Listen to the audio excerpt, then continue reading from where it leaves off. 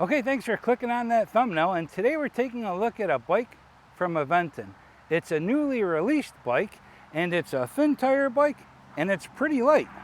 This is the Soltera, and it's not just any old Soltera, it's the second generation of this bike, and it has what everyone's been waiting for, the torque sensor.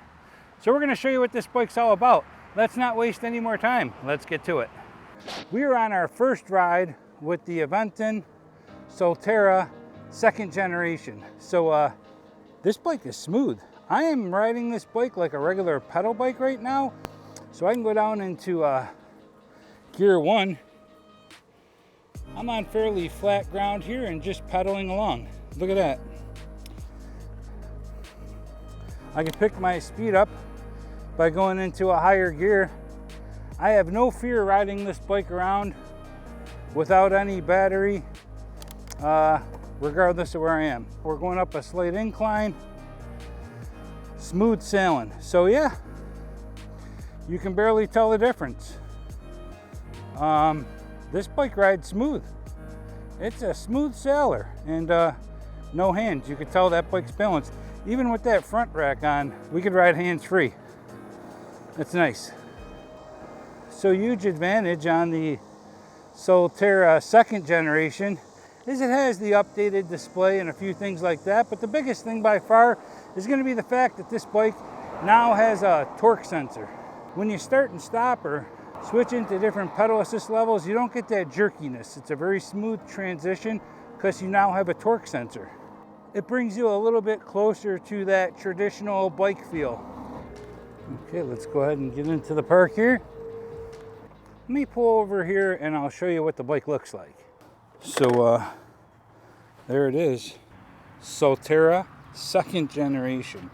That is a sweet looking bike. Normally we try to keep the bike the way it is out of the box. Did a little bit more to this one here just because I'm going to be doing a lot of cruising on this bike. We put a side mirror on the bike. Anytime you're riding in the road, always make sure that's the first thing you get. We have a cell phone mount, our foldable lock down here, and then back here we just have our camera with a bungee cord there. But yeah, the front basket and rear rack are additional accessories that you can purchase on the Aventon website. One of the big differences on this bike is going to be right there, the torque sensor. And I'll tell you what, hats off to Aventon for continuing to invest in technology in these bikes that make a difference and what people want. So this is a second generation, and it's because they wanted to add that torque sensor. So great job. So let's take a look at some of the specs on this bike. We'll start with the color options first. The traditional step over frame is going to come in two colors, citrine and midnight black. The step through version is going to come in storm blue or ghost white. The recommended rider height on the small medium version is going to be 4'11" to 5'7", and for the medium large is going to be 5'10" to 6'1". So there'll be links in the description for accurate pricing, but as of today, the MSRP on this bike is $13.99. So the motor on this bike is going to be a 36 volt, 350 watt brushless rear hub motor with torque sensor. As long as you're in one of the 4 pedal assist levels, this bike will have throttle on demand from a complete stop. So on the upgraded models for Aventon, there's now 4 different pedal assist levels, and it's going to be Eco, Tour, Sport, and Turbo. You'll be able to enjoy some of the features with the app as well when you sync it to your phone. So there's a bunch of different things you can do with the app, along with joining the community and uploading pictures and sharing those and your experiences with others. So with pedal assist, you can expect to go up to 20 miles per hour. The battery on this bike uses LG cells. It's 36 volt, 9.6 amp hour, and 360 watt hours. It's a removable lithium-ion battery, held into place with a key lock and a latch. So you can charge the battery on or off the bike. If you're going to charge it on the bike, you're just going to pop off this little cover and plug your charger in right here. To remove the battery, you're just going to insert your key, unlock it, and then there's a latch down here you're going to release. then the battery will just drop right out for you just like that. And then to reinsert the battery, simply going to put it in the same way you took it out. Push it, latches right in. Simple as that. So the biggest difference with this bike, hands down, is the fact that it now has a torque sensor. And with the torque sensor, the harder you pedal, the more you're going to get out of the motor. So Aventon says this bike's going to go up to 20 miles of range throttle only, and up to 46 miles of range with pedal assist. Of course, other factors will play a role, including rider weight, pedal assist level, terrain, and more. So this bike has some pretty smooth Kenda Quest tires that are 27.5 inch by 1.5 inch thick. Bike's made from 6061 single butted aluminum alloy, and the weight of the bike is 46 pounds. Platform pedals with reflectors. The weight limit on this bike is 300 pounds. It's always nice to see a kickstand mounted in the back of the bike so it doesn't interfere with the pedals when you're backing the bike up. Shimano tourney derailleur. Tektro mechanical disc brakes with 180 millimeter rotors. The saddle on this bike is narrow and firm, but more comfortable than I thought. 27.2 millimeter forged alloy seat post. The seat clamp is a quick release. This has a 31.8 by 90 millimeter threadless stem with a 7-degree rise.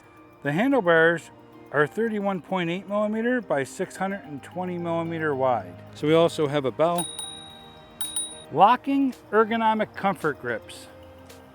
And I like the fact that you can pop the end cap off and insert a side mirror so you don't lose any handlebar space. So the front basket and the back rack don't come stock with the bike, but as you can see, they look great on the bike, and I'll put a link in the description if you're interested in purchasing them. So you're going to be seen coming day or night with this very small but very bright LCD light. So one of the things that Aventon goes over and beyond with, in my opinion, is how nice the welds look on their bikes. They really pay attention to detail, and it stands out from some of the competition. Power the bike up, you're going to simply long press the power button. When you press the button down quickly, it'll toggle through things like your average speed, your max speed, CO reduced, how many trees you saved, your total miles, your total time, your average speed, and your max speed. So these are all things you'll see when you toggle through by just pressing the power button. The left arrow is going to control your left blinker, and the right arrow is going to control your right blinker. To turn the blinker off, you just simply hit the same button, or they'll time out eventually. If you long press the up button, it's going to power up your headlight, and then just go ahead and long press it again to power it off. So your plus and minus button are going to control your different pedal assist levels. You're going to have off, eco, tour, sport, and turbo, and you toggle through them with the up and down button. So to access the settings, you're going to long press the plus and minus buttons. So at the bottom of the display, there's a USB port. So to the back of the bike, not only do you have tail lights, but you also have brake lights and turn signals. Left and right. The brake is going to have a cutoff for the motor. Anytime you engage that brake, the motor is going to cut off. This bike has a Shimano 7-speed Revo shifter. First time I've ever had one on a bike, and I really like it because you don't need to take your hands off the grip. You could just change gears while you're riding. So there's not going to be any suspension on the front or rear of this bike, but it's a city cruiser, and usually you're riding it on paved roads. If you're going to be taking it on anything a little bit bumpy, I suggest maybe getting yourself a suspension seat post. This is a Class 2 e-bike. This bike will also operate with the throttle unplugged and removed, and this is in the event you live or ride in an area where throttles aren't allowed. So the IPX rating on this bike is 4, and that means you can ride it and get it splashed from all directions. You're just not going to ride it in downpours. So if there are specs or features that I didn't mention here that are important to you, check out the Aventon website for more detailed information. Okay, 0 to 20 throttle only, here we go.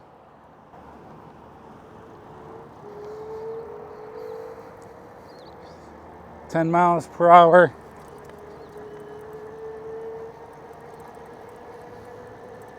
15 miles per hour. 17, 18, 19, and there's 20, 27 seconds. Kind of backed off at 19.8 miles per hour. This bike has a 350 watt hub motor and I'm 250 pounds, 5'11". So this bike's pulling some serious weight. Let's do it again. And then 20. So there's a decent delay from 19 to 20 miles per hour. So it's gonna be tough to really tell what our 0 to 20 is when the bike's backing off at just over 19. This bike's probably mad that it got me instead of a 150 pound dude. 19.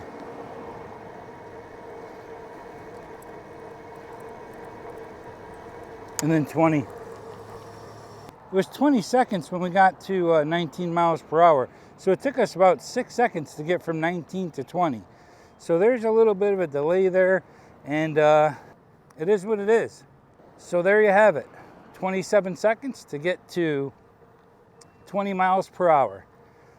So what we're gonna do is we're gonna test out how long it takes us to get from 0 to 20 in Eco versus 0 to 20 in Turbo. So let's start off with Eco, and here we go. 0 to 20, here we go.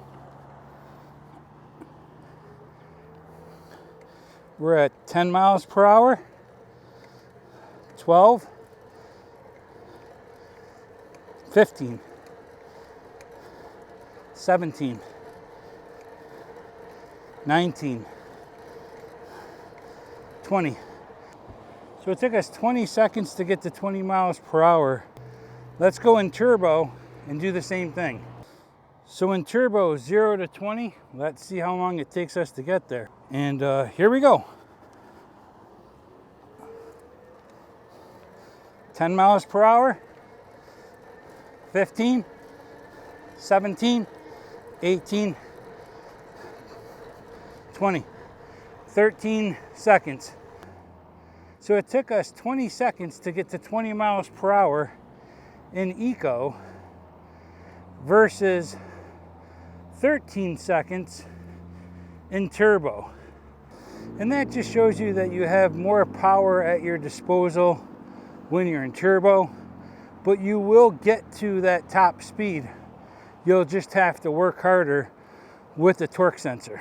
With the cadence sensor, you're just going to put it to the pedal assist level you want to be on, and the bike's just going to pull you along as long as you're moving your legs. So that's going to be one of the biggest differences with the torque sensor versus a cadence sensor. A torque sensor is also going to be very smooth. The transition, you're not going to get that jerkiness. There's no residual kick to the bike. It's going to just stop when you stop pedaling. The only time you're getting power is when you're putting some effort in. So right now we're doing 12 miles per hour on the bike, 12 on the GPS, 14 on the GPS, 14 on the bike. They're matching up perfectly. 17, 17, 18, 18, 19, 19. So spot on. This bike is doing exactly what the GPS says we're doing. So that's good to know.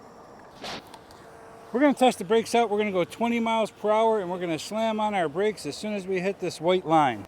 Each cone is going to be 3 feet apart. So here we go.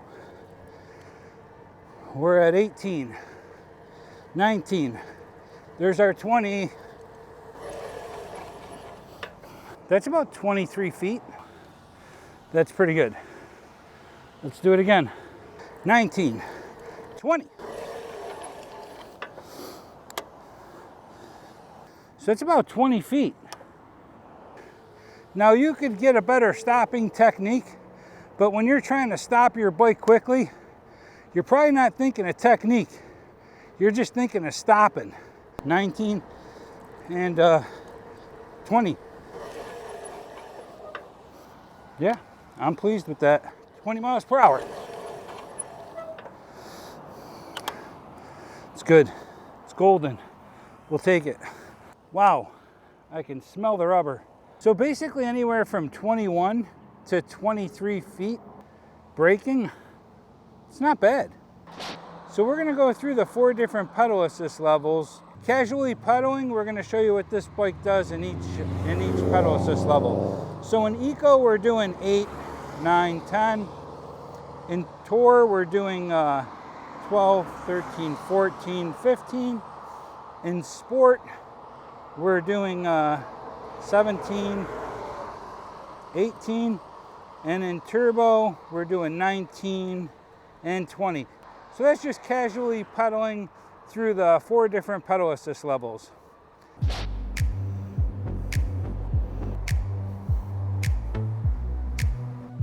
Let's feel what it feels like off-road on some of the grass here. So now we're taking it a little bit off-road, but obviously you're not going to be riding it through fields.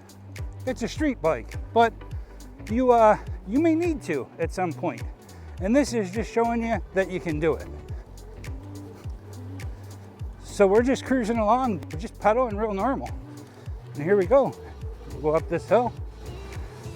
And it's capable of cutting through the grass real easy. And no problem there. So I'm really surprised how comfortable this bike is with this hard seat. If I was riding long term, I'm most likely replacing the seat with my suspension seat post. But yeah, I mean, I'm pretty comfortable on this bike. I'm really impressed. Whoa, is that a snake? That is a snake, ain't it? What kind of snake is that? Is that a live snake? It's not moving. Huh. Is that a snake or not?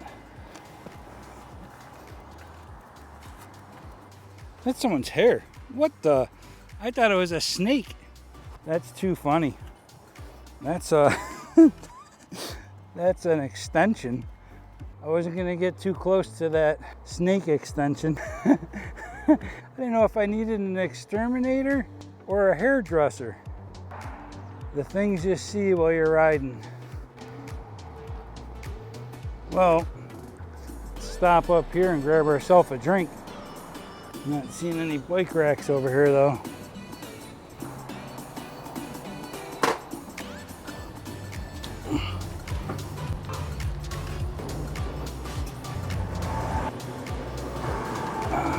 Let's get back on the road.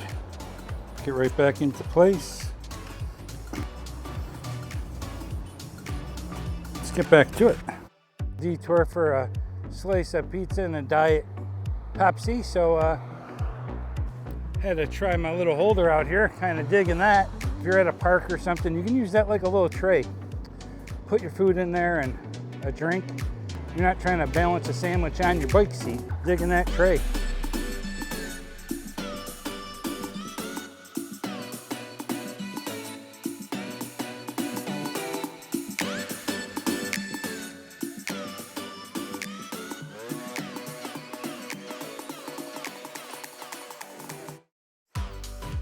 So what are some of my final thoughts with this bike?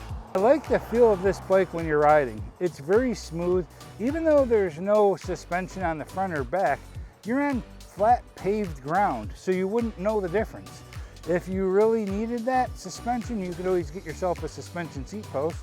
I feel like it has a place in the Aventon lineup. Now that the Soltera 2nd generation is out with the torque sensor, there are many people that like this style of bike and like a torque sensor because they're looking for more exercise, that more of a natural feel like a regular pedal bike. And that's what the torque sensor does. Okay, that's gonna wrap this one up for the test ride and review of the all new, just released Soltera 2nd generation of this bike. If you're interested in purchasing a Soltera 2nd generation for yourself, there'll be links in the description for you to do so. Like always, thanks for watching. Ride safe, have fun, see ya.